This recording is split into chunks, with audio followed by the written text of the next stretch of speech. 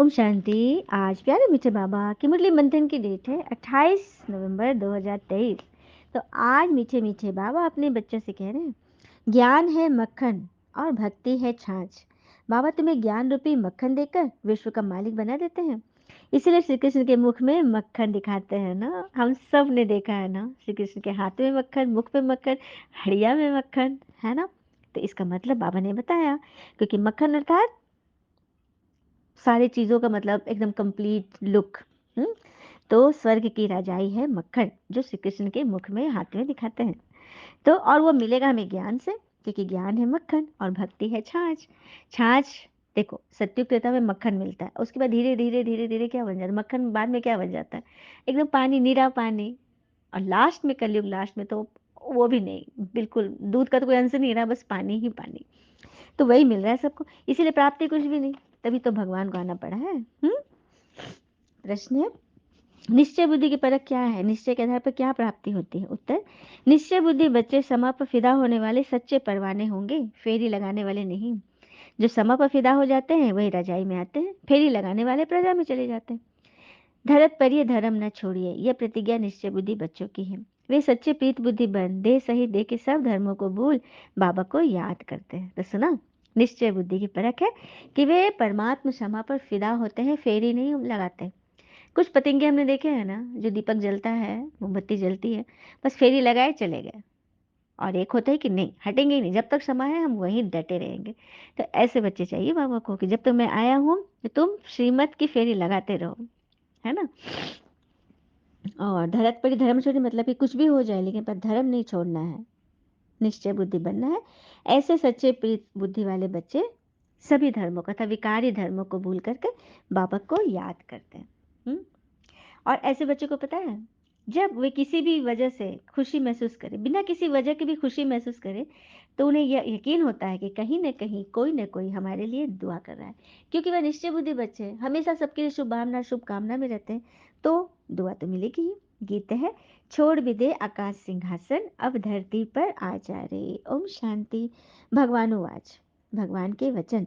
अच्छा, भगवान कहा जाता है निराकार परमात्मा को। अब भगवानुवाच किसने कहा? उस निराकार परम पिता परमात्मा ने कहा। भगवान के वचन किसके हैं? तो निराकार परमात्मा के। निराकार बाबा निराकार आत्माओं से बैठ बात कर रहे हैं। निराकार आत्मा इस शरीर रूपी कर्मेंद्रियों से सुनती है। किस शरीर से? तो ब्रह्मा तन से। लेख रहा दादा, जिनके तन में भगवान ने प्रवेश किया, उससे ये सुनती है। आत्मा को न मेल न फीमेल कहा जाता है। वो तो आत्मा है, पॉइंट ऑफ लाइट, जो एक शरीर छोड़ दूसरा लेती है। जो भी मनुष्य मात्र है वो सब ब्रदर्स है आपस में।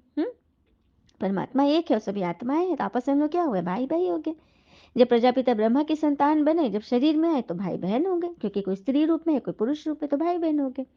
ये हमेशा सबको समझाते रहो, भगवान रक्षक है, भक्तों को भक्ति का फल देने वाले हैं। बाबा समझाते हैं, सर्व का सदगति दाता एक मैं हूँ, सर्व का शिक्षक बन श्रीमत देता हूँ, और फिर सर्व का सदगुरु भी मैं बनता हूँ। मेरा कोई पिता टीचर गुरु नहीं है। वही पिता प्राचीन भारत का को राजयोग सिखलाने आए हैं। श्री कृष्ण नहीं, भगवान आते हैं राजयोग सिखलाने। श्री कृष्ण तो खुद सीख रहे हैं, वो तो देवी गुणधारी मनुष्य हैं, देवी गुण वाले मनुष्य हैं, जो स्वर्ग के प्रिंस हैं। यही बात तो सबको बताना है। भारत ही सत्युग में देवी भ्रष्टाचारी था, अभी भारत भ्रष्टाचारी बना है, आसुरी राज। अभी रावण राज है। बाबा को हम बुलाते हैं कि आकर राम राज स्थापन करो, रावण को जलाते भी है, लेकिन रावण तो कोई विद्वान आचार्य पंडित नहीं जानते।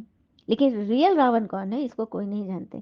सत्य से त्रेता तक राम राज, द्वापर से कलयुग तक रावण राज स्थापन होता है। हम्म तो बाबा जाके हमें ये नॉलेज देते हैं, सृष्टि का चैतन्य बीज रूप सुप्रीम सोल है, अर्थात ऊंचे से ऊंचे भगवान। ऐसे नहीं कि वो सर्वव्यापी हैं। सर्वव्यापी कहना ये तो बाबा को डिफेम करना है, कि हर कुत्ते बिल्ली कंकड़ पत्थर पत्ते पत्ते में भगवान है, ये डिफेम करना है, उनकी ग्लानि करना है।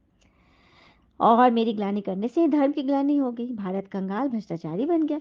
ऐसे समय पर मुझको आना पड़ता है। भारत ही मेरा बर्थ प्लेस है, सोमनाथ का मंदिर, शिव का मंदिर भी यहाँ है। मैं अपने बर्थ प्लेस को ही स्वर्ग बनाता हूँ, फिर रावण नरक बना देता है। अर्थात रावण की मत पर चल नरकवासी आसुरी संप्रदाय बन पड़ते हो। फिर उन्हों को बदल कर मैं दैवी संप्रदाय श्रेष्ठाचारी बनाता हूँ, लेकिन उसके लिए मैं ये ज्ञान सुनाता हूँ, जिसे सुनकर पढ़कर समझकर तुम्हें खुद भी बनना है, औरों को भी बनाना है। सतयुग क्षीर सागर था, जहाँ घी की नदियां बहती थी, उस जगह ले जाने आया हूँ। फिर बाबा वही बात बोल रहे हैं, भक्ति मार्ग है छाछ, ज्ञान मार्ग है मक्खन। तो क्या चाहिए तुम्हें? बाबा ये आकर में बेहद का वर्षा देते हैं, अर्थात विश्व का मालिक बनाते हैं। कहते मैं विश्व का मालिक नहीं बनता हूँ। चलिए बाबा की बात सुनते हैं उनके मुख से। मैं विश्व का मालिक नहीं बनता हूँ। अगर मालिक बनूं तो फिर माया से मुझे भी हार खानी पड़े। सुना, जब देह भान में आएंगे, शरीर लेंगे, तो उनकी भी तो हार होगी, क्योंकि देह भान में आना ही माया को बुलाना है। ठीक है, तो बाबा कह रहे हैं ना कि मैं नहीं बनता मालिक, तो मुझे भी हार करना पड़ेगा। माया से हार तुम खाते हो, फिर जीत भी तुमको पानी है। मुझे तो ना जीत चाहिए ना हार चाहिए। तुम पांच विकार में फंसे हुए होते हो, द्वापर से फंस जाते हो ना। मैं तुम्हें मंदिर में रहने लायक बनाता हूँ। सतयुग बड़ा मंदिर है जिसको शिवालय कहा जाता है, शिव का स्थापन किया हुआ। सुना, तो वैसी जगह भगवान हमको ले जा रहे हैं, तो चलना है ना सभी को। आज बाबा ने अपने बारे में बता दिया कि मैं मालिक क्यों नहीं बनता हूँ, क्योंकि मुझे फिर से माया से हार खानी पड़ेगी, है ना। फिर बाबा कहते हैं मैं आकर भारत को पावन बनाता हूँ। रुद्राक्ष की माला गाई हुई है ना, उसको रुद्र यज्ञ भी कहा जाता है। कितना बड़ा राजस अश्वमेध अविनाशी ज्ञान यज्ञ है, कितने वर्षों से चला आता है। जो भी अनेक धर्म आदि है वही इस यज्ञ में खत्म हो जाने हैं, तब यह यज्ञ पूरा होगा। यह है विनाशी बाबा का विनाशी यज्ञ। देखिए दुनिया में भक्ति में जो यज्ञ करते कितने दिन चल रहे, कम से कम ज्यादा करके चलो 1 महीना 2 महीने, तो 6 महीना। लेकिन भगवान का जो चलाए हुए यज्ञ है, ये तो जब तक ये जीवन है, जब तक ये सृष्टि है, तब तक चलेगी, है ना। तो ये तो विकारों का यज्ञ है, इसमें अपने विकार की आहुति डालते हैं। फिर बाबा समझाते हैं पहले तुम अव्यभिचारी भक्ति करते थे, एक की याद, लेकिन अब हो गए व्यभिचारी, अनेकों को याद करते हो। तभी तुम्हें एक पर ले जा रहा हूं, तुम्हें उस एक को याद करोगे तभी एक राज एक मत एक दुनिया में पहुंचोगे, स्वर्ग। बाबा क्षमा है, मैं उस परवाने पर जो फिदा हो जाते हैं, जो फेरी पहन कर चले जाते हैं। जो फेरी पहन के जाते हैं वे कुछ समझते नहीं, जो फिदा हो जाते हैं वही तो समझो सियाने बनते हैं। फिदा होने वाले बच्चे जानते हैं बरोबर बेहद की बाबा से हमको बेहद का वर्षा मिल रहा है। जो उसे फेरी पहन के चले जाते हैं वो प्रजा में आ जाएंगे। तो बस समझना है, तुम हो सृष्टि के आदि में अनंत को जानने वाले, तुम अपतिकाल दर्शी त्रिनेत्री बनते हो। तुमको रचना और रचता के आदि में अनंत की सारी नॉलेज मिल रही है। यह कोई दंत कथा नहीं है, गीता है भगवान की गाई हुई, परंतु श्री कृष्ण का नाम डाल मतलब ज्ञानी हो गई है। तुम बच्चों को अब सबका कल्याण करना है, तो इस बात को क्लियर करना है कि गीता श्री कृष्ण के द्वारा परमात्मा शिव ने गाया, बताया, यह बात बतानी है। गृहस्थ व्यवहार में रहते बाबा से जीवन मुक्ति का वर्षा ले सकते हो, घर बार छोड़ने की कोई बात नहीं। कल की मुरली में बताया गया था ना कि गृहस्थ वालों से बाबा बहुत खुश रहते हैं, क्योंकि सब कुछ करते हुए भी भगवान को याद कर लेते हैं। फिर बाबा ने रेशियो बताया कि सतयुग में 16 कला संपूर्ण संपूर्ण निर्विकारी, फिर त्रेता में 14 कला, द्वापर में 8 कला, कलयुग में कोई कला नहीं। फिर से भगवान कोई कला से संपूर्ण कला की ओर ले जा रहे हैं। भारत है ही गरीब निवास, साहूकार इस ज्ञान को उठा नहीं सकते, क्योंकि वह तो समझते हैं कि हमको धन आदि बहुत है, हम तो स्वर्ग में बैठे हैं। इसलिए अभिलाएं अहिल्याएं ही ज्ञान लेती हैं, गरीबी लेते हैं। भारत तो गरीब है ना, गरीब साधारण है, उन्हों को ही बाबा अपना बनाते हैं, उन्हों की तकदीर में है। सुदामा का मिसाल गाया हुआ है ना, मुट्ठी चावल से महल माड़ी मिल गई। साहूकारों को समझने की फुर्सत ही नहीं। आज बाबा ने राजेंद्र प्रसाद, भारत के प्रथम राष्ट्रपति के बारे में बताया। उनके पास भी ब्रह्मा कुमारियां जाती थी, कहती थी बेहद के बाबा को जानो, तुम हीरे तुल्य बन जाएंगी, 7 रोज का कोर्स करो। तो कहते थे हाँ बात तो बहुत अच्छी है, रिटायर होने के बाद कोर्स करूंगा। रिटायर हुआ तो बोले बीमार हूँ, रिटायर होने पर जब गई बच्चियां तो कहते बीमार हूँ। बड़े बड़े आदमी को तो फुर्सत ही नहीं है, पहले जब 7 रोज का कोर्स पूरा करें तब नारायणी नशा चढ़े। बड़े बड़े वीआईपी को बाबा कहते हैं ना कहो, लेकिन उनको फुर्सत ही नहीं है, क्योंकि वो तो पहले ही अपने स्वर्ग में बैठे हुए हैं। जब तक भट्टी में पक्का रंग नहीं लगेगा तब तक सेवा तो होगी ही नहीं। अच्छा, मीठे मीठे बच्चों प्रति भगवान की नमस्ते, हम बच्चों के भी प्यारे बाबा को नमस्ते। धारणा के लिए मुख्य सार, पहले पॉइंट, शिव शक्ति बन विश्व कल्याण करना है।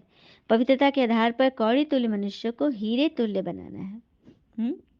हीरे तुल्य बनाने के लिए फूल जैसा बनो। कहते हैं ना फूल कितना भी सुंदर हो, तारीफ उसकी खुशबू से होती है। और इंसान कितना भी बड़ा वीआईपी और इज्जत वाला क्यों ना हो, मैंने नाम चिन्ह पैसे वाला क्यों ना हो, लेकिन इज्जत उसके गुणों से ही होती है। तो कौड़ी तुल्य मनुष्य को हीरे जैसा बनाओ, सुगंधित बनाओ, फूल जैसा। दूसरा पर, श्रीमत पर विकारों का दान दे, संपूर्ण निर्विकारी, 16 कला संपूर्ण बनना है। श्रीमत पर विकारों का दान दे, संपूर्ण निर्विकारी, 16 कला संपूर्ण बनना है। क्षमा पर फिदा होने वाला परवाना बनना है। वरदान, परिस्थितियों को साइड सीन समझ पार करने वाले, स्मृति स्वरूप समर्थ आत्मा भव। परिस्थितियों को साइड सीन समझ पार करने वाले, स्मृति स्वरूप समर्थ आत्मा भव। स्मृति स्वरूप आत्मा समर्थ होने के कारण परिस्थितियों को खेल समझती है।